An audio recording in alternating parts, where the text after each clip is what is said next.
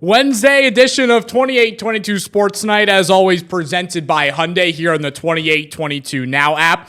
With me, I've got Ricky Turner. My name, Nick Zelaya.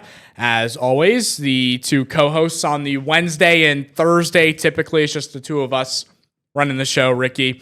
It's Thanksgiving Eve. We've got the big turkey day tomorrow, as we all love to celebrate and dive into our favorite foods. Ricky, I hope you're thinking about for the next 45 minutes. I've got a trivia for you because I want to learn about the Turner household on a Thanksgiving day. So I hope you're ready for that later in the show. We'll talk some actual sports because at the end of the day, yes, Turkey Day. We have to talk sports, and there's football. There's football involved. It's a big day. It's the second biggest part of Turkey Day. What's the first? Obviously, the food, family. All right. You don't have to. You can be honest. What's your first favorite part of the day, Ricky? Well, actually, no. I wouldn't want the Steelers on because they stress me out too much. So it's nice to see some other talented teams. You'd be down in a couple extra bites, couple extra plates. Yeah, like last year on Christmas when the Chiefs blew them out on Christmas. Get that fifth piece of cornbread, a couple extra scoops of mac and cheese when Mike Tomlin's team is down 10-7 at halftime. Some wild stuff. Well, luckily we do have some AFC North action tomorrow, which will be fun with the Bengals. Ravens, the nightcap here on WBRE. I have a quick... Why do we not call it Thanksgiving Eve? And Christmas gets a Christmas Eve, but why officially on the calendar is it not Thanksgiving Eve? And I understand some of the younger folks out there celebrate a certain other holiday on the Wednesday before Thanksgiving. Yes. Good old Blackout Wednesday, which we are responsible young men. We're here work. Working, we're grinding, we're here earning a paycheck. What'd you say? We're here until 11:30. We're here until 11. A little after. I'm sure Blackout Wednesday goes until 11:59. There's no reason to cap it off 10 minutes before. And then into the early hours of Thanksgiving. Yes. Blackout Wednesday / partially or probably already pretty blackout Thursday when the birds are chirping at 4 or 5 a.m. Hangover Thursday. Yeah, Mom, sorry. I can't help with the dishes. I'm trying to wear off the 12 Yinglings I downed in a span of 30 minutes last night. I know it's also a big day, too, for reunions. Yes. And I was talking with one of our good, but a lot of Lakeland folks, I imagine, home. Yes, a lot of people are coming back home. I believe they're going out tonight as well. So obviously, safe travels to them. Absolutely. Oh, absolutely. Safe travels to everyone. Yes. Smart decisions. Yes, smart decisions. We do not advocate, promote, or advocate for Blackout Wednesday. We understand it happens. We will be sitting on the sideline, and if you want to send some videos to Ricky. When did that come about? What? I want to know when that officially came about. I could pull Blackout Wednesday. I think it's pretty... When did Blackout Wednesday become obviously, you know why it's called Blackout Wednesday, but... I'm sure it was some bright individuals that came up with the idea. I'm sure it was. Appeared around 2010. Really? So in 2009, it was just, let's get drunk before Thanksgiving. Oh, okay. We didn't have an official day for it, but now it's we are officially in the 15-year anniversary of Blackout Wednesday. Yes, we are. The 15th edition. 15th? 16th. Maybe it wasn't a thing. Maybe it was, hey, let's gather and drink some water. Let's have some OJ. Sit around the fire. Yeah, Thanksgiving's tomorrow. Yeah, everyone coming back from college, let's catch up. Yeah, as we should. We do the same thing now, but some stories that maybe wouldn't be said in a certain state of mind tend to come out this time. Yeah. I love the AI overview when I Googled when did Blackout Wednesday begin? Gives you a nice short answer or summarize. The tradition of heavy drinking the night before Thanksgiving has been around much longer, but the term gained popularity in 2010. Bars having a surge in sales. Yeah, they've got to love this time of year. Yeah. Because you've got the last 2 months of the year. You got Halloween weekend, which... It should be. Especially on a weekend. Oh, it was a Friday this year. Yeah. The whole weekend festivities. We talked about that. I went into a restaurant with a robe and a cigar dressed as Cousin Eddie from Christmas Vacation. Everyone was dressed nicely for their dinners, and I'm walking in with a winter flap hat on, a robe, The chest popping out. Yeah, I'll get a nice cheesesteak, please. Everyone's sitting there trying to have a nice family dinner. We got Bozo over there, half naked, diving into his cheesesteak and third cider of the night. But 2010 is when we began Blackout Wednesday. Bars are so busy they are blacking out their cash registers due to high sales. That's just AI is not completely right, folks. No. That's not the true meaning of it. Fortunately for Ricky and I, we're going to have the opportunity to not participate in that holiday. Yes. Wake up tomorrow and prepare for 3 unreal NFL games. And I can't remember the last time we had 3 Thanksgiving games that were slated to be this good. I was going to say, they obviously have. Well, see, the problem was the Lions were so bad for so long. That's very true. They just true. stuck them at the noon slot. They just said, yeah, let's get this over with. Because the last time I remember the Lions being bad, I think it was Deshaun Watson facing off against that Lions team. I forget it was that QB, but yeah, they've got a really good. Stafford was the It might have been, it might have been Stafford. I have no idea if that was. Certainly, it was a dark time for the Lions. I think it might have been the end of that Stafford run when he got hurt, and then they ended up getting shipped off in the offseason. But yeah, a really good slate of Thanksgiving games in each time slot, which is really, really fun to see. What is interesting to me, and I don't think it's being I've mentioned it to you off the air, but I don't think it's being talked about enough. How these games, didn't the Lions start at 12:30? Didn't that first game kick off at 12:30? Now it's a 1 o'clock kickoff this year. Yeah, no, I remember it being earlier. It used to be 12 or 12:30, but then I guess they're going back to that normal 1 o'clock slate, which I guess gives folks a half hour to sober up as best they can. Down that IV. Maybe they didn't like the 12:30 ratings. Maybe they noticed this little spike by 1 o'clock. Yeah. All right, we'll just move it back a half hour. The alcohol is sweat out. Yeah. Let's play some football now. Packers Lions, like you said, Chiefs Cowboys on WYOU at 4:30, and then the nightcap Bengals Ravens at 8:20. If you were to pick one game out of these 3 that's your favorite and that you're most excited to watch, Ricky, which one would it be? I'm gonna go be an AFC North homer here, and I'm gonna say the last game because Joe Burrow's returning. You'll have Mr. Spitter back in there for the Bengals and Jamar Chase. So is that what the fan base is calling him now? I don't know. Is that what's up on Steelers Twitter? I just threw that in there. He'll be Jamar Chase, Joe Burrow will be back. The Ravens have not been playing great football. They've been getting by. They've faced some bad opponents recently.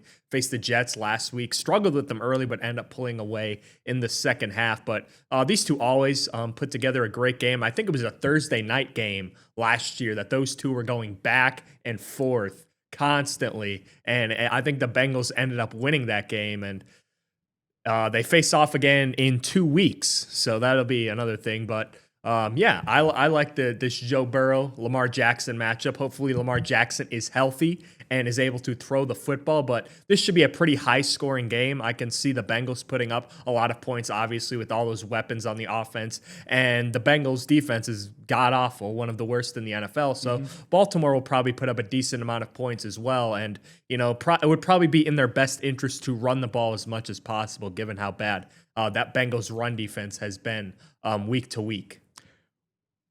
What's the deal with these AFC North matchups, them squeezing them all in the last 5-6 weeks of the season? Because the Steelers still have to play the Ravens twice. The Ravens and Bengals still have to play twice. See, they get all those Browns matchups out of the way early, so everyone can focus. Yeah, forget that crap. Yeah, that's what they. So let's get those. Yeah, the rest.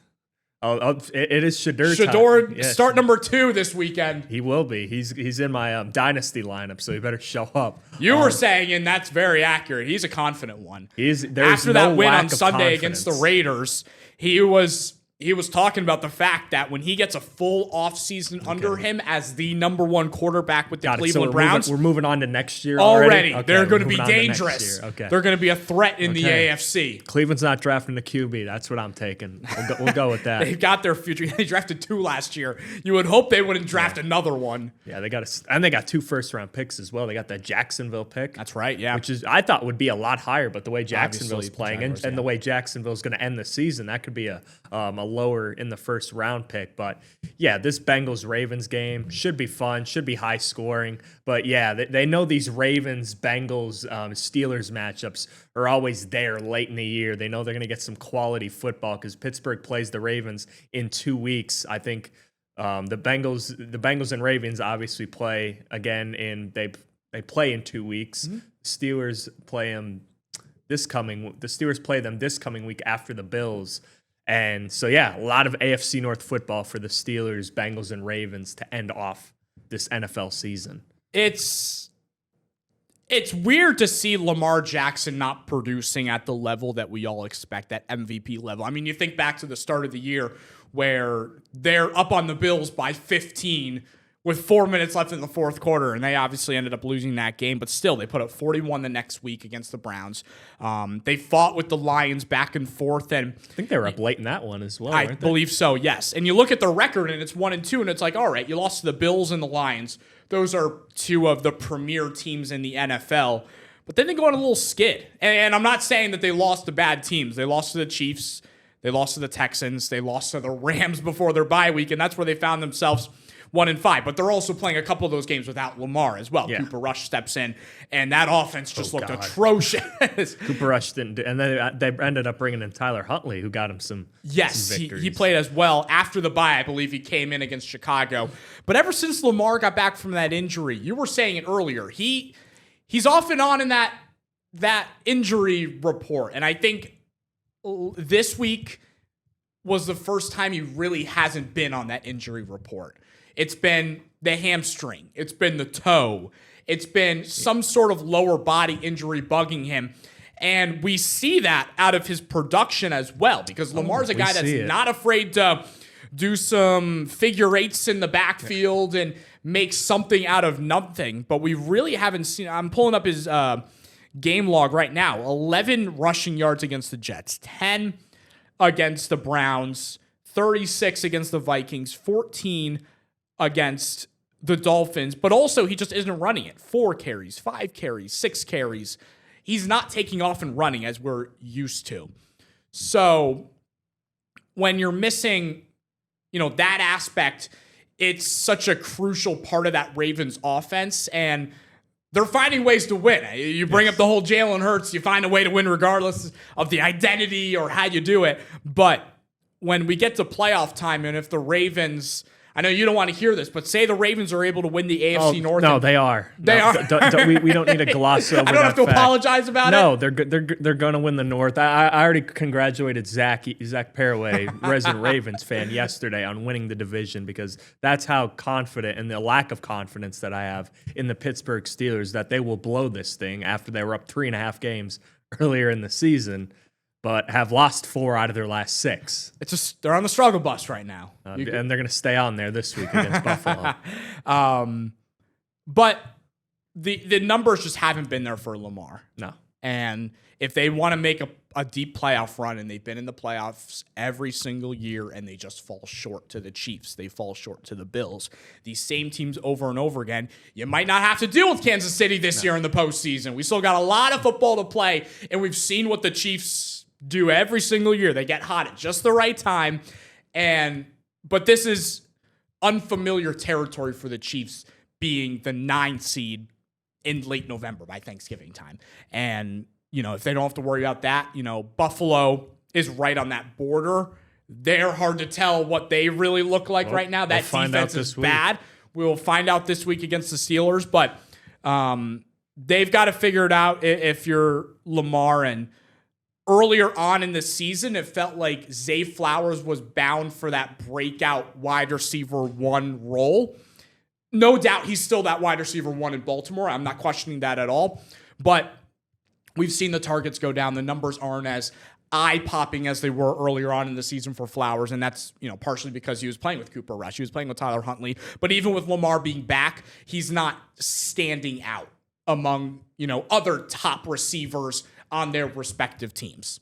Yeah, he's a really good receiver. But, yeah, I feel like the last 2 years he had some big games last year. I think he had a big game against Cincinnati. But you've been waiting for him to take that next step, and maybe it's size limitations. He's a the guy can run. There's no doubt. He's a flyer, and they try some different ways to get him involved in the offense, whether it's screens, whether it's end arounds. But yeah, you've been sort of waiting for him to take that next step. Rashad Bateman has been a nice second option. He's been one of their primary red zone targets. But yeah, this is it certainly is, concerning. Is he ever going to take that leap? And you also have to look, a lot of pieces on this offense are getting older. This is Derrick Henry. You certainly could see. He hasn't been the same runner the last month and a half. He's one of those guys where he doesn't have that elite acceleration right away. He's a guy that runs north-south. You want to force him east-west as much as possible. But as I've seen in that, that's where it pops out. Yeah, the fumble. Yeah, and he had some fumbling issues early in the year as well. But yeah, Derrick Henry is slowing down. Mark Andrews as well. You gotta wonder. People wanted him gone after he dropped that pass in the postseason against Buffalo to win that game. And they have a possible replacement, Isaiah Likely there. Their offensive line also hasn't been performing as well. Similar to the Eagles, the offensive line's not performing as well. They're an old unit up front. Philly obviously has more talent at the wide receiver and tight end positions, but this is an older offense. Lamar Jackson as well. He's, I think, turning 30 soon, so it's hard to believe he's turning 30, but he's going to be getting up there soon. But this Ravens offense, they obviously have the pieces. They obviously have the talent, but they've been banged up a lot this year. Their defense has stepped up in recent weeks, so I think really helped them out. They dealt with a lot of injuries on the defensive side of the ball as well, but they're starting to get healthier as the weeks go along. But this is a team that, could get hot down the stretch, but you're still waiting to see, since Lamar Jackson has come back, this Ravens offense from last year that could turn it on at any time and run the football at will, get that play action game going. And you mentioned you haven't seen Lamar taking off as much. I know he's tried to get away from that, at least in the regular season, to save his body, for later in the postseason. But right now you're sitting near 500. Joe Burrow's coming into town with that Cincinnati offense. This might be the game against a really bad Cincinnati defense that the Ravens need to turn it on and get this offense churning the way it was last year. And I mentioned Derrick Henry hasn't been as productive this year. I mean, he's still run for 871 yards this season. He still will stuff a stat sheet, but it just doesn't feel like, we're used to those explosive runs where he breaks free and the man is just on a mission for the end zone and there's no stopping him. I like the shots of him with those eyes get... When he sees an end zone, there's no one that loves it more in the NFL. And he got that the braids in the back that does not move. That thing is still. That is just pure form, arms pumping. And when he gets in the open field, you can't stop that. Gone. 871 yards.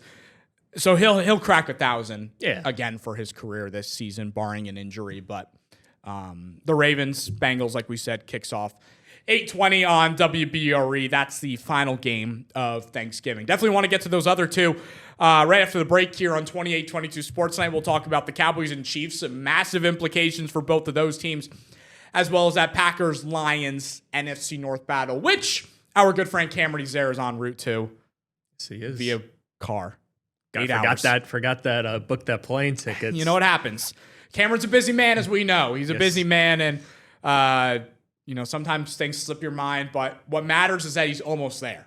He's almost in Michigan. That's good. And I believe it's snowing too. So. Oh yeah, you got that front coming across the northern tier. It does. You got that lake effect snow up by those the Great Lakes in that. Well, area. I told him that he should ask Matt LaFleur that same question that Buccaneers reporter once asked Todd Bowles about how the weather's going to impact their team's play, and Todd Bowles responds, "They play indoors, so I don't think it's going to do very much. Maybe just the walk from the bus inside Ford Field will, maybe it'll be a little chilly. Slushy, you'll get a little, you've got to make sure you're wearing your Timberlands or your boots or something comfortable and secure. But Other than that, I don't think the weather will impact tomorrow's game between the Packers and Lions. Yeah, they're indoors. Reporter questions sometimes. All right, we're going to take a quick break. We'll be back in just a couple minutes here on 28-22 Sports Night.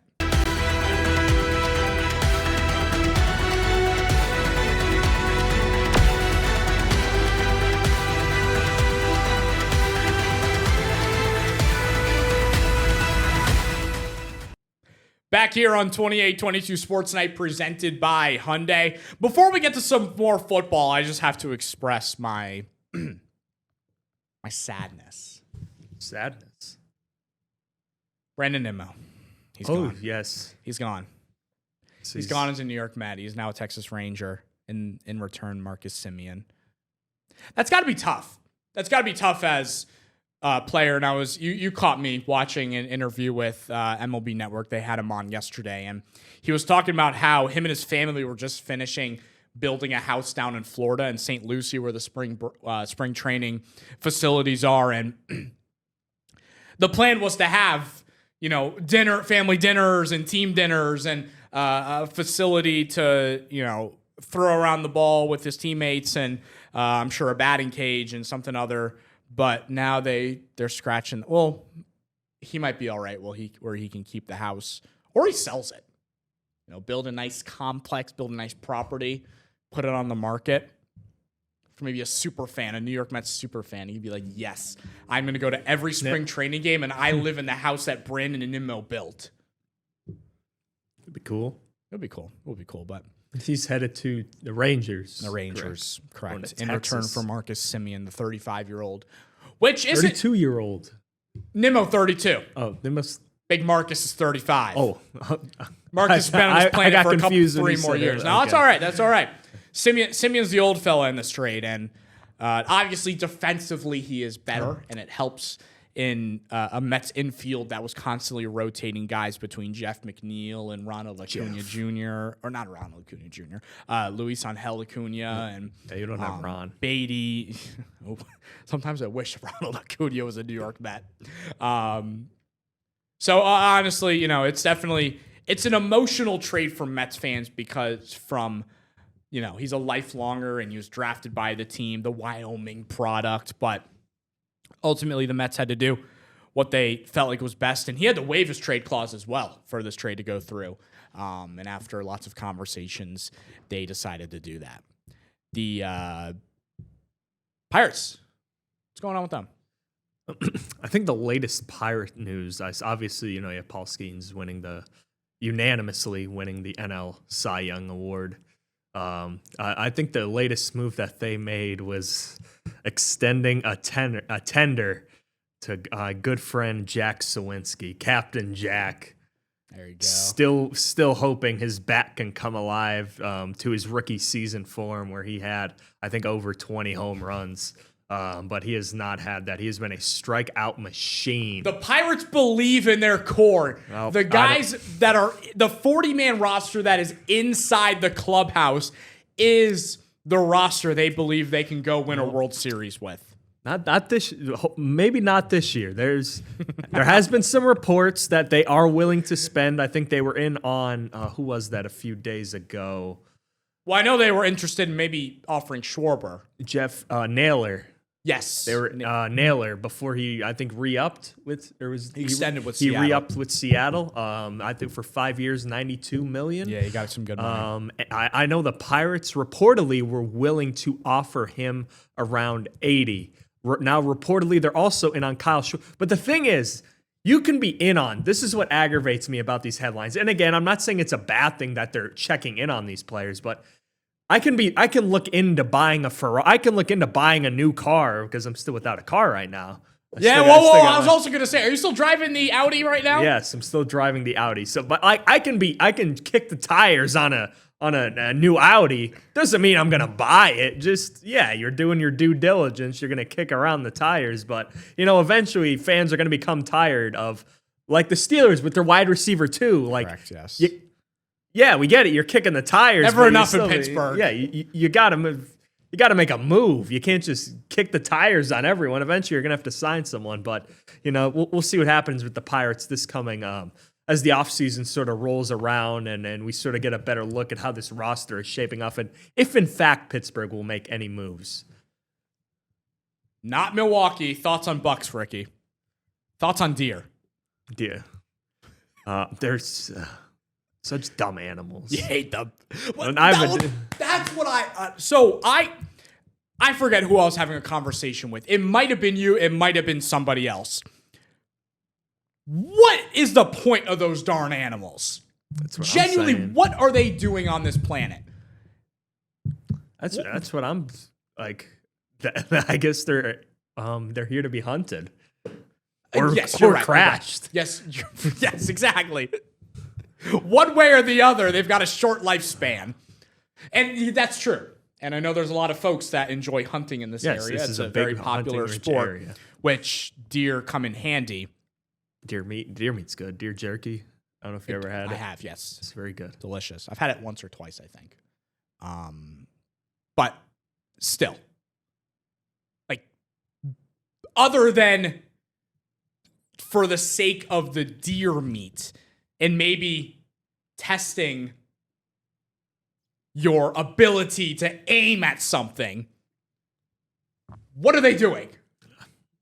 I don't know what they're doing. They're creepy as hell too. You'll be driving at night and their eyes glow at you. Yeah, and especially I have a field by my house, so you'll see like at times you'll see like 4 or 5 of them just standing in the field with those eyes looking at you. And sometimes, of course, you'll see them tempting across the road. You'll be like, no, stay there. They're testing you. I didn't see that. I didn't see that one before then. Yeah. I ended up hitting it, but yeah, deer are. So it was a big buck, boy too, right? 8-point buck. It's a big boy. The Subaru took a lot of damage with that one. That's why we're looking for another one, because it took so much damage and the airbags went off, and it proved its safety, dependability. That's true. Yes. You're all right. We now know the airbag. We knew the airbags. You were day to day at the next morning. The leg injury, but probable on the injury report. Yeah, it was nothing to make you limited question in practice. doubtful. Yeah, exactly. Hey, the buck felt like it could get in the right position and draw a charge. That's all it did. And unfortunately, it got called for a charge, but did not live. You said it did not live much longer, right? No. After the state troopers got there a little while later, they had to put the thing out of its. It was by the median on. Was it alive still? Yes, it was. It was still alive, but in pain. I don't think it could move. Again, I didn't really look at it. I was just more focused on, oh crap, I just got in a car accident. Of course, yeah. You had so many things swirling throughout your mind. So I had to get obviously everything out of the car. They had to tow the car, and we're now still looking for a car. But did you now be honest? I know did your parents come? Yes, they had to come. Luckily, I wasn't far from our house. It was just like a quarter mile ahead of the exit. So, but unfortunately for them, they had to go all the way down to the next exit and come back in like a big circle instead of like a loopy-loop. Yeah, so because I was literally right next to our exit, but obviously you can't come down the exit and like go the wrong way on the highway. So you sort of had to. I'm hoping that as you were with your parents leaving the scene, you pulled one of those Clark Griswolds where you tell your parents look at deer and you flip the thing off, laying on the ground. Say a little something. A couple days later, there was one right where my car was. There was another one hit a couple days later. It's a hot spot. It's a big hot spot right by the exit I get off. A lot of woods. So that's anyone watching that's in that area. Exit 197. Exit 197. Deer crossing. Yes. There's no sign, but what's the closest sign? Probably Scott. No, Scott's. What's exit 197? Like what town? Oh, Waverly. Waverly. Yes, Scott is the next exit up. Okay. I think it's like 2 miles up. So we gotta be more aware of the deer. Yes. But you're healthy, and that's what matters. Yep. The car wasn't healthy. No, the car got totaled. But you've become you're now driving different brands of cars. So essentially, you went from a Jeep to an Audi. Next? My insurance agent asked, like, oh, is like the rental, if we had to keep it longer, it would have been cheaper if they didn't give you a luxury car. Well, the problem was they didn't offer us another car. And at first we got the Jeep, loved the Jeep. I'm driving 40 minutes here and back to work. The thing's chugging. That's a lot of gas. Yeah. So I would have. Gas ain't cheap. And yeah, so then I got the Audi, which obviously good on gas, but it's also a luxury car. And I guess they do that because they get more out of the insurance companies per day or however long you have to keep it, because of the fact that it's a luxury car and they have to, rent. Luxury cars are obviously more expensive than a regular old, Prius or whatever, Nissan Altima or whatever they would have ended up giving me. Floor that baby too. Yeah, no, which you don't do, of course. No, you drive it very can get up respectfully though in the rental car, yeah, but no, it can get up though. I imagine if you, it certainly has you can tell I like the Subaru, but you could tell the difference from. Oh yeah, turning a 40-minute trip home from work to 25 minutes. Never. That's all right. If you see the deer, you can swerve around it easier. Or just take it down again. I'm not sure if the Audi and is the same. existence. Yeah, I'm not sure if the Audi's also has the same safety. No, maybe it has the automatic brake. I think it might have the automatic braking system. Let's not test it. Yeah, we're not going. Let's to not test it because I have to return the rental in a couple days. So we're getting a new one. No, well, the rental they only have a certain amount of time to rent the vehicle. I think it's like 17 days after your accident or something along those lines to rent it until you have to return it. And yeah, so I have to return it the 19th, this coming Saturday, but I have to keep it for the weekend because I'm going out to Philadelphia for, I have some Thanksgiving festivities out there. So I have to bring it back early Monday or Sunday night or early Monday early Monday before 8 or before it opens. Well, when you tell mom and dad, hey, I'm going to drive separately down to the families, and you're pulling up in the all black caddy for your upgrade, your new upgrade, your third rental, your game will be respected, Ricky. Fortunately, that's not how it works. I will be. I know. I wish. So we'll be driving my mom's car next week to work. You will be. Yes, because then we'll be looking for cars. The search continues. Yes, we'll get there. We're gonna get a new car. When we get your new car, we're gonna want to hear updates on how it drives. All right. Yes. Awesome. Let's get to another break here on 28-22 Sports Night. Deer are not our friends. No, they're not. Football is our friend, and we'll talk Chiefs Cowboys when we get back.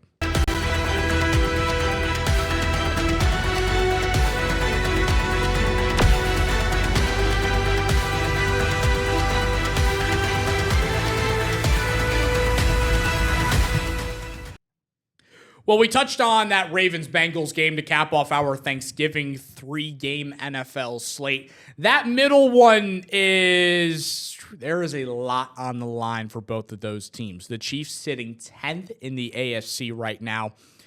But realistically, and I know we don't really use it in the NFL, games behind that statistic because you're not playing 82 games, you're not playing 162, where it could be a drastic number. So realistically, they're one game behind in the playoffs with the Jaguars and the Chargers at 7-4, but a lot obviously needs to happen for the Chiefs to get into the playoffs. And then you got the Cowboys that anything could happen with this Dallas team, I think. This is a Cowboys team that their offense is up there with the best in the league, and it's looking like they have two number ones at the wide receiver position now, and a win for them. They're up to 6-5-1 on the season, and this is a loaded NFC this year with the Niners and the Packers in the wild card spot and the Seahawks, and those are teams that could all be, if they're in another division, they could be leading their division, but some work obviously to do for the Cowboys, but a game where a lot's on the line, Ricky, and I'm hesitant to say that it feels like a must-win for either of these teams because we still have a whole month to play of December. But if you're the Chiefs, you cannot fall to 6-6. You need to find some sort of consistency in my eyes, and they've been very inconsistent. It feels like anytime they're gaining some momentum, they lose a close game. And that's been the big thing for KC this year, which hasn't been the case in recent years. They can't win those close ball games. In the past, they've been the ones that will kick the game-winning field goal. They'll get a stop on 4th down and win a game by 2 points. But this year, it's been the other story. And that's why they find themselves with just 6 wins and sitting in the 10 spot in the AFC. Yeah, I mean, that was the story of last year, the Chiefs' ability to win close games and why they got off to such a hot start. They were winning those close games, but that's the risky run. You don't have that same. If you're a team that wins a lot of close games, unless you're Mike Tomlin, who has an absurd one possession winning percentage, it's not consistent. You don't know what you're getting. You don't know what you're getting week to week. And again, with those close games, sometimes you get a lucky bounce, a call. You know, those calls could easily go against you. Those plays could easily go against you. And that's the hesitancy of teams carrying over that same win total year in and year out, especially if they win a lot of one-score games. But the Chiefs, up until that 4th quarter, it was looking like the Colts were going to win that game. And all of a sudden, Patrick Mahomes, I think, throws for just under 300 yards, and that Chiefs offense gets going. And yeah, they get going. They win late. They had a really long drive. Rashee Rice had some big receptions. Travis Kelce had a TD in that one as well. But the Chiefs, they get a much-needed win against a really, really good Colts team that not many teams have obviously beaten. But yeah, this game equally as important. And this Dallas offense coming off a game in which they were down 21-0, and the game turned on its head in the second half. The Eagles didn't score after those first 3 possessions, and that Dallas offense gets going. The Dallas defense has played a lot better. Quinnen Williams, he's really improved that defensive front 7. Logan Wilson's provided some stability. Demarion Overshone, his return has also helped that team out. But this is a Dallas team that I think is a lot better than they were defensively early in the year. And that offense, as you said, I mean, 2 stud wide receivers. Jake Ferguson is a solid third option at the tight end position. They've gotten a run game going this year with former Denver Bronco, Javonte Williams. Now, they don't have a backup running back because Miles Sanders is hurt. Jadon Blue was on the injury report, so they're a little bit thin in that area. But you look at this team, they got weapons that can stack up with any team, and their defense is improved. So this could be a team, if they get hot, you don't want to see. But this is an important game for really both teams, as Dallas looks to stay pace. Both teams look to stay pace in their respective wild card races. And the Chiefs' defense, with how, before Rashee Rice came into the mix, it felt like they were relying a lot on their defense, and I think Kansas City still does. Knowing the studs that are on that side of the football for them, obviously it's led by Chris Jones. He's the anchor of that Kansas City defense. So if you're the Cowboys, what do you lean on? And that's one thing that, man, it has ticked me off this year, because the Cowboys will be running the football so well on a drive, and then they give up on it. They feel the need to keep George and CD happy and keep the morale high on the sideline, because if they're not getting their targets and their receptions and their yards and their touchdowns, they're going to be throwing a tantrum on the bench.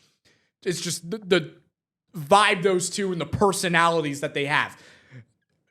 But sometimes the play calling, it doesn't make sense for the situation. If you're running the football well, keep giving it to Javonte Williams. But they don't like to do that. They like to. This isn't third grade Pop Warner football where let's give the football to everyone and everyone gets a chance and an opportunity to touch the football and make a play. No, if something's working, you keep doing it. And that's what I want to see out of the Cowboys tomorrow. If the passing game is working well and they're able to, Pickens and CD are able to tear apart this Kansas City secondary, then stick with that. It's a passing game. You allow Dak Prescott and his $60+ million to make a play. But if Javonte Williams finds a way to run it down the teeth of this Chiefs defense, you want to keep doing that. You don't want to stray away and rely on throwing the football because you need to keep people happy. At the end of the day, it's a job. And how many times have we said you need to find a way to win regardless of how it is? That's how the Cowboys need to act. Because if you don't act appropriate and you're not playing the right way against this Chiefs defense, the offense will find a way to make you pay. The Kansas City offense. Patrick Mahomes, Travis Kelce, Rashee Rice, Pacheco is now healthy tomorrow, and I know he really hasn't done too much. It's been more Kareem Hunt. What'd you say? I need Kareem Hunt on my fantasy. Oh, Kareem Hunt's had a touchdown, I think, in 3 or 4 consecutive games now? Yeah, he's been carrying that offense. That's what. But I had him on my bench last week, so I was a little angry with myself. That's why Jameis Winston on my bench.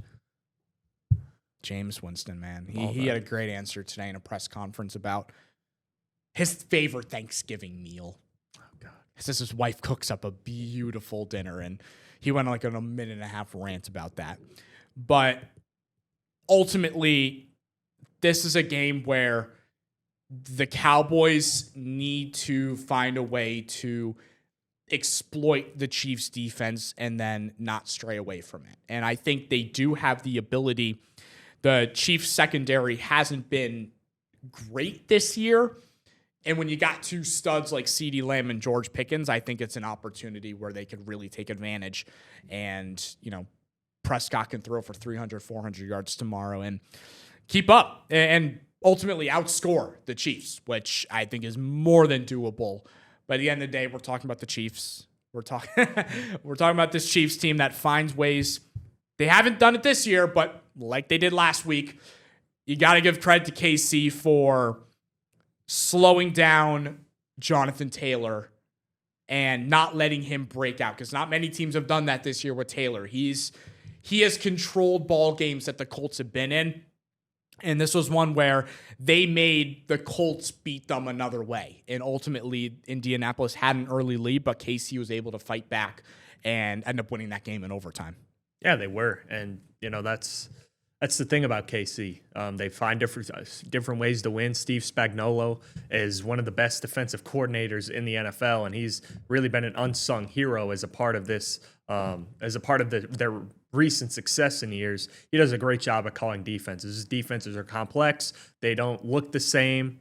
They trick QBs. They bait them, and he's going to do it. Great coordinators take your number one option away. Take the thing you do well away, because if you're really a great team, you're going to find another way to beat them. Mm-hmm. And Dallas does have multiple ways to beat you. No doubt. But I think if you're Steve Spagnuolo, it starts with those 2 guys on the outside. You want to take CeeDee Lamb and George Pickens away. And, last week, I think the Eagles were so focused on taking CeeDee Lamb away, George Pickens got loose. Saw his numbers. George Pickens got loose, and he was making a lot of great catches. CeeDee Lamb also struggled. He's struggled this year with some drop issues. He hasn't had his usual big time numbers, but this is a really good wide receiving core. CD also, he had a big play late in that ball game and the catch over Cooper DeJean where, he may have gotten away with an OPI, a little stiff arm on that it's football. Deep ball, but physical game. Yeah, so we'll see what happens, but this should be a really intriguing game. I'm interested to see. This could be high scoring. This could be not so high scoring. With the way both of these defenses have played lately, it could honestly go either way, but it should be a really good game in the 4:30 slate. All I know is I better have my meal a little later in the afternoon, because if I'm eating dinner at 3:00 and eating that turkey, what's the term? What's that term, the stuff in the turkey that just makes you exhausted? Oh. What is it called? I forget. What inside the turkey makes me tired? Because there is something. There is. I'll find it in a little bit. But I don't want to be falling asleep for that game. Yeah, no. That's going to be one heck of a football game. It will. And then obviously we got that AFC North battle at the end of the day that you're looking Bengals, forward Ravens, to. Yep. Because you can't wait as a Steelers fan to play the Ravens in 2 weeks. Yeah, I can. A week. Actually, it's a week. You got Buffalo coming in. They play them next Sunday. So. Ooh, it's getting... Now, the Steelers' schedule's getting hard. The Chiefs...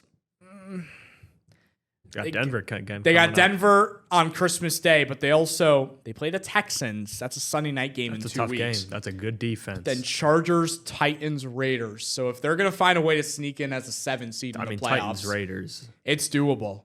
It's doable for this Titans, team. Raiders to sneak aren't in. good. No, They played the Chargers close.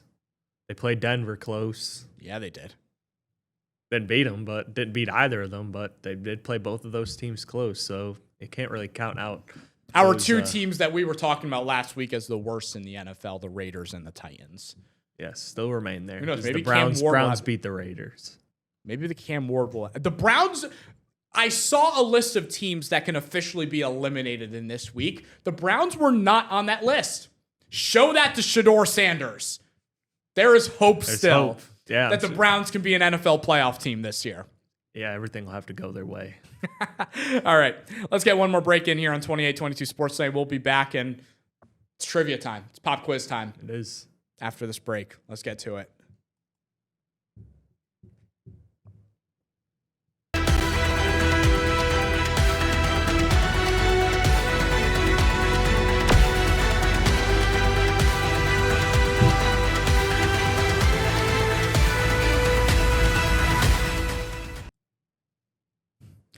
Guess how many minutes we have left in the show, Ricky? 7. Technically 8:59. We should probably finish. Yeah, so, like 6, 7. Yeah, when 6, 7. Monday night, man, that was an awesome overtime score between Syracuse and Houston. As we know, last week I was talking about at the end of the week, we finished up the show and I said, Ricky, next week when I'm back here, Syracuse is going to be a top 5 team in the country after wins over Houston, Kansas. They're now 4-3. Well, on the bright side, they didn't lose as badly as I thought they would. No, they hung around except with today. Houston. It progressively got worse and worse as we went between Houston, Kansas, and then today Iowa State. They gave up 60 in the second half. That's a defensive beast there in Iowa State. The Cyclones are a good team. The Cyclones are a good team. They're going to be dangerous. They are. They're always dangerous come tournament time. And then the Volunteers make the trip up to Central New York next week to the Dome. They're really testing themselves. This is good. They played competitive with Houston. They played competitor. Well, Tennessee beat Houston, so they're going to have to play competitive with them. It's doable. I think they get some solid wins this year. They can be a good team. I think they could be a solid team out of the ACC. I would love that. We'll see come conference time, of course, but yeah, exactly. All right. I got to run something by you because we got 5 minutes left in the show. What is your process on Thanksgiving look like in regards to consuming food? Like, I feel like there's so many different ways you can approach waking up on Thursday. And I'm not talking about, hey, you have, going back to the start of the show when we're talking about Blackout Wednesday and you're not eating until 6 o'clock because you'll feel sick. You're going to go home from work tonight. Tomorrow you're going to wake up. Do you eat in the morning a normal breakfast and treat it as a normal day? Do you starve yourself until dinner time so that you just go ballistic on the turkey, the mac and cheese, the mashed potatoes, the rolls, the stuffing, the green beans, just plate after plate, and then dessert comes later? What's your process? Because I got some thoughts on this, and I think I need to mix it up tomorrow. I usually do have a light breakfast just because I do need something in me to be able to function. So I typically do try and have something light for breakfast. Obviously, we'll be having the same meal here tomorrow. Yeah, we will. Due to, working on the holiday. But typically, I try to eat a light breakfast. Then obviously I have my first meal, the turkey, stuffing, sweet potatoes, kielbasa, glass of orange soda, cranberry sauce, maybe some rutabagas, depending on how I'm feeling. Yeah. So sometimes, again, depending on, I usually stuff my first plate. So sometimes I will get a little bit, I will get a little second plate with some turkey and some other sides. My favorite part is the sweet potatoes. Personally, I love sweet potatoes, always have. It's always been one of my favorite part. Also a big stuffing person, but I love me some sweet potatoes. But again, I try to have a light breakfast early on, and then I'll have my first plate. Then I'll probably maybe try and take a nap and then have some dessert, or maybe I'll have dessert, then take a nap. One or the other. My grandma makes a really, really good Oreo cookie cake. My sister also makes a really good apple pie as well. So you're smart. That stuff inside the turkey that makes you tired, you get it out of the system, you take that power nap, and then it's fourth quarter with the dessert. Yeah. Probably. Going a little strong 8-0 run to finish it off. Yeah, maybe I'll have to give that tactic a try tomorrow, because I'm in a bit of a predicament right now. And, I think the last several years I've struggled with this is, well, in high school, I would play football and we'd have a game on Thanksgiving, so I wouldn't be eating until 1 or 2 in the afternoon. But now that we're past our prime and we're retired out of playing football. Oh, we're still going. What? I've got a game Friday. Right, yeah, soon up on Thursday night. We're going to do the podcast and then make the trip out to Connecticut. Do you play? Do you guys have a family game? Not a family game. My friends and I have a game. I think. What time? Friday at 11. See you there. Okay. See you there. Friday at 11. We already have the teams picked. I'll have a massive camera on my shoulder. But what I do is I starve myself thinking, hey, this will be big to have a massive meal for dinner. But my issue is it gets to late morning, early afternoon, and I haven't had breakfast properly. The first thing of food I see, I'm going after. I'm eating like 53 of those butterfly crackers that they place in those little things with the cheese. You know what I'm talking about? I think, yeah. Those and those dark brown ones. I'm munching on like 3 or 4 packs of those things, and I completely lose my appetite for dinner. That's my issue. Don't eat the crackers. But they're there, and I'm hungry, and it's technically... You have to have self-control. The people that are serving it are like, here's our first Thanksgiving appetizer. And it's like, yes, I didn't have my eggs this morning. I didn't have my pancakes for the sole reason that I am going to have a fantastic Thanksgiving Day dinner. And I find myself ruining it again because I'm eating 73 crackers and cheese combined. And then, just not hungry. Okay. Well, now we know. Now you have to have self-control. Tomorrow night, I'll let you know what happens. Got it. Tomorrow night, I'll let you know the process of what happens. Got it. Thanksgiving's tomorrow. Yes. We'll be back tomorrow, though, right? Yes, we will. So we'll say our happy Thanksgiving, an early happy Thanksgiving. Remember, be smart. Don't celebrate in the Wednesday holiday tonight. Yeah, don't celebrate. Unless you're being responsible, of course. Also, stay tuned online for Allie Berube's package on Penn State. Yes. Yes. The Nittany Lions final regular season game coming up Saturday. All right. We'll see you tomorrow. Happy early Thanksgiving, folks. We'll talk to you tomorrow for one final show this week of 2822 Sports Night. We are joined today with Allie Berube from our Nittany Nation. Thank you so much, Allie, for joining us today. We are going to be previewing Penn State's game against Rutgers coming up on Saturday. Big implications for both teams on this game. Do you expect this to be a very hostile environment? Both teams looking to become bowl eligible with a win, both, with the same record and same record in conference too. How much do you think these two teams will be going at it for a bowl game potential?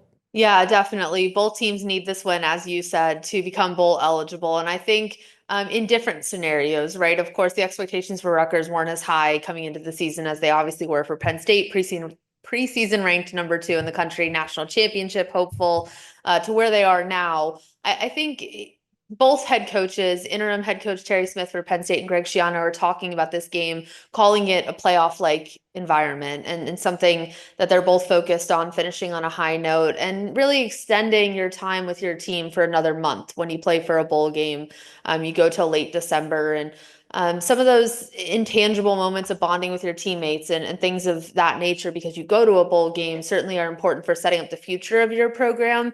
I think for Penn State, kind of nothing to lose, but also everything to gain, right? They would get their 3rd straight win under Terry Smith if they beat Rutgers. And I think the emotions of proving that this wasn't the season that they were supposed to have, but they still finished it strong. I think we're expecting Penn State to show up the same way they have in the last 2 weeks. And I think you really saw against Nebraska last week just how much this team is still fighting and clawing for their own dignity, but also for wins here at the end of the season. It's a much different Penn State team than it was in mid-October. Yeah, they've certainly come out this past weekend against, a team that a Nebraska team that was 7-3. They did lose Dylan Raiola, but still went out, still put up 37 points. The run game was dominant, putting over 200 yards there. But just going back to this weekend, this was one of the winningest Penn State classes in their history. A lot of success in terms of getting to the Big Ten championship last year and putting together those 10 wins, 3 consecutive 10-win seasons from 2022 to 2024. I believe that was the first time in program history that was done. What was it like, the atmosphere this weekend, when those seniors were announced? Drew Aller, Nick Singleton, Katron Allen, Xavier Wheatley, Nick Dawkins. What was it like there this weekend, and the emotions in that atmosphere, with that being the last time that they're probably going to play in that stadium? Yeah, certainly. Well, every single guy you just mentioned chose to come back, probably had a shot at the NFL after last season. But of course, we heard it in the offseason, right? So much unfinished business. They thought they could contend for a national title, and that senior class wanted to come back. As you said, the most successful 3-year stretch of any 3-year stretch in Penn State history, and they've been playing football for a long time. So certainly I think it was a senior class that did so many impressive things, right? Their freshman year, if they played 4 years, was a Rose Bowl. And we saw Nick Singleton rip off the longest touchdown in Rose Bowl history as a freshman. Now, in senior day, you watched Katron Allen set the program record for all-time rushing yards. That was previously set by Evan Royster, and that record stood for a decade and a half. And then you have Nick Singleton tie Saquon Barkley for all-time rushing touchdowns and all-time all-purpose touchdowns. So really a historic performance from the senior class throughout their 4 years, but also in these last couple of weeks in a season, like we said, that they weren't necessarily expecting. I think the thing I was struck most by with the environment, right, is we had some pretty ugly moments inside Beaver Stadium this season. The double overtime loss to Oregon and kind of the stunned silence after that because of the way it ended so quickly. Oregon scores that touchdown, Drew Aller throws an interception, and it's over. So that one was kind of stunning. But then I think about beyond that, the Northwestern loss and standing there watching it, what felt like a goodbye and ended up being a goodbye from James Franklin on the field. And both of those games, there was moments where the whole crowd or the student section were chanting "Fire Franklin." And now here we are 6 weeks later, and the whole stadium is chanting Terry, Terry, Terry, because obviously Penn State hasn't named a head coach. There's a lot of support behind Terry Smith right now, but it just felt like a enthusiastic environment, a triumphant environment, a grateful fan base for this team fighting so hard and putting up their best game, I think, in definitely the last 6 weeks. So it's interesting how fast this season can flip and change and evolve. But I think if you said they started at the high, they ended up somewhere down in the valley, and now they're back up on a high, I think that would be pretty accurate for how this year went. Yeah, and you mentioned those two running backs, Katron Allen and Nick Singleton. I ran your package on them this week, and I loved it, especially your questions. The fact that they're doing this at the exact same time, that's remarkable. I mean, what does that say about the skill level of these two backs? Not only breaking records and tying records, potentially Nick Singleton breaking that record in this game against Rutgers, but to do it at the exact same time, both sharing these carries these last 4 years. Yeah, well, I think when they both came in as freshmen, and they were both highly recruited and talked about, and they both chose Penn State, and everyone kind of wondered, like, in today's college football, one of them is going to transfer. Like, it just is going to happen. They're going to get tired of sharing all of the glory. And there was always questions about, like, do they actually like each other? Are they not? And both guys will tell you they're brothers and that they made each other better, and iron sharpens iron, and all the things you want to hear, but it truly happened, which I think is more remarkable, right? Like, either one of them could have set the rushing yards record this season when it came into the year. And obviously Katron's season just went a little smoother than Nick Singleton's did.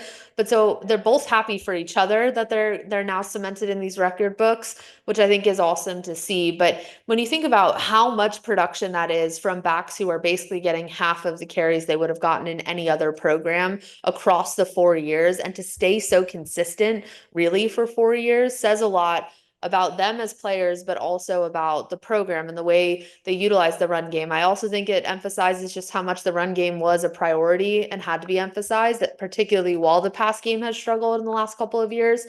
But I mean, I think it also the skill set for sure. I'm with you on that one. Like, it proves how talented they are. But I think, to me, it strikes me how humble they both are, to be willing to do that again in college football when you are making hundreds of thousands or millions of dollars as a player, and everyone feels like they want to be the star. For both of them to be willing to take a step back if the other guy is hot, or, instead of 30 carries, but for one guy it's 15 and 15. So it's impressive to watch, and I think it's really caused a lot of opposing defenses a lot of struggles, because who do you game plan for? And now they're both involved in play action and the pass game and all of that. So really, how do you game plan for two of the most dynamic running backs in Penn State history? And then how do you plan for two of them, not just one? So certainly it's been impressive. Yeah, I mean, and they both had a really good senior night performances, both of them scoring 2 TDs. Obviously, K-Tron putting up 160 yards on 29 carries, but I felt it was fitting that both of them got the same amount of touchdowns. Both of them ended on high notes there at Beaver Stadium. But, going back, the lingering question this offseason is obviously going to be, who's the coach? Who's coming in? And you mentioned the players, the fans have certainly gained, I think, respect for what Terry Smith has done over the last 3 weeks, keeping this team competitive. We talked yesterday.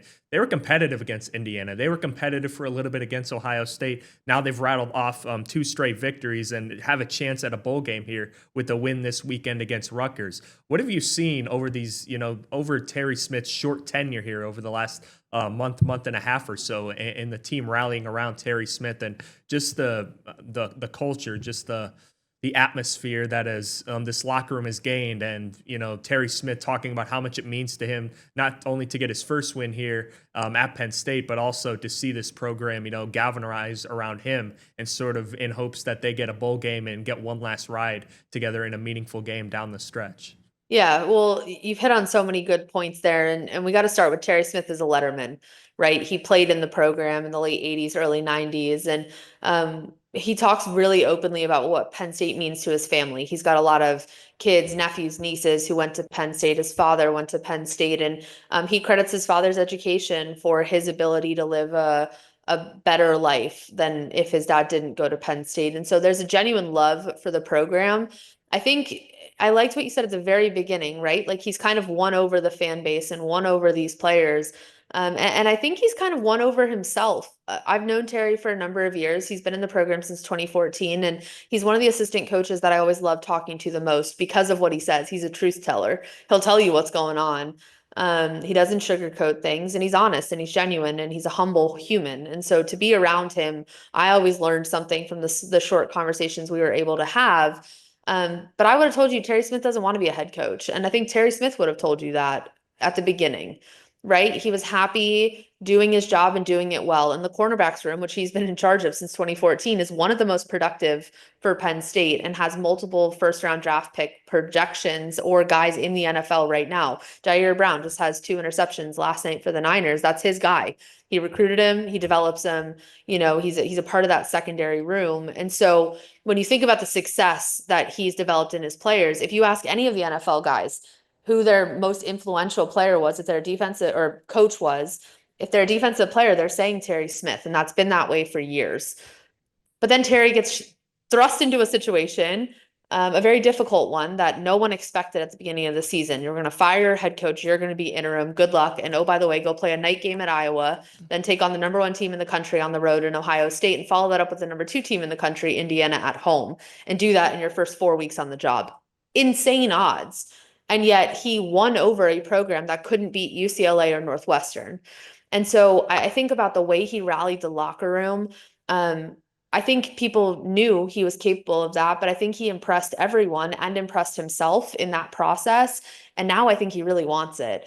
And so to see the outpouring of support, the hire Terry Smith signs, players, so many former and current players going out in interview after interview, advocating for this man to be the head coach, I think speaks volumes, but you cannot deny the effort that this team has played with. Keep in mind, they almost beat Indiana. If that one foot doesn't drag into the end zone, they beat Indiana. And we're talking about a much different scenario now than like, can they beat Rutgers and go to a bowl game? Which is still important, and I think is very important to this team. I would have said just with how many seniors there are. I think they had 34 walk at senior day, and even more will go on into the NFL, and even more will transfer, right? I would have said, oh, last game of the season on Thanksgiving week, I don't really know if they're going to show up. It's been a long season. They're exhausted. I can tell you this team is going to show up. They want to win for themselves, but they want to win for Terry, and they can't stop saying it. And I think they really believe it. And I think they know for his future, winning out the last 3 games of the season and going to a bowl game makes it really hard to deny that he should be considered to be the permanent head coach. And I think right now there's a lot of questions about whether or not that's even an option, and I don't know that there should be, based on the way he's rallied this team that, again, could not beat Northwestern and could not beat UCLA without any coaches. Yeah, it's just remarkable to see the way he has rallied his team up. And so I think our final question here is, I'm just curious, Penn State, how much would it mean to them to be able to even go to a bowl game this year after the roller coaster of this year they had, going into it number 2 overall, then, just winning those couple weeks, or losing those couple weeks, and then firing James Franklin, hiring head coach Terry Smith. How much of a silver lining would it be for them to go to a bowl game and, finish out this senior class year with something positive? Yeah, I actually asked former Penn State quarterback Christian Hackenberg that this year, because he was the quarterback coming out of the sanctions when they weren't allowed to go to a bowl game. The NCAA had a bowl ban on them, and they got the news in 2014 that they were allowed to play in a bowl game at the end of the year. Somewhere mid-season, they were told, actually, we will let you play in a bowl game, which was unexpected. It was supposed to last a couple more years. So they went to the Pinstripe Bowl that year. And I said to Hack, did that matter to you guys? I don't know. We like bowl games. They're fun. Sometimes they're in warm places. But do you actually care? And he was like, you know what that does for a team? It's that extra time together. It's the pride of playing in a bowl game and representing your program on national TV. It's what it tells you, right? And especially for this year in 2025, you lost 6 in a row, to be able to rebound and still make a bowl game at the end. That teaches you a lot, I think. And Terry talks about this all the time. It teaches you a lot about being a man and going through adversity and never quitting and all of those things that some of these guys will play professional football, but some of them are going to go on to work normal jobs like the rest of us. And I think the lessons you can take away from finishing this season strong, therefore winning out and making a bowl game, are also super important. And the pride of this team, I think they felt very internally disappointed with the way that the season went. So to finish on a high, I think means a lot, and I think would tell you a lot about where this program is going to go in the future. Well, thank you so much, Allie, for joining us. We will be following your coverage this weekend, and it's going to be an exciting game. It wasn't one we had circled on our schedules in the beginning of the year, but I think everybody will be watching this game. Thank you so much for joining us today, and we look forward to watching this game on Saturday, see how it unfolds. Thanks for having me.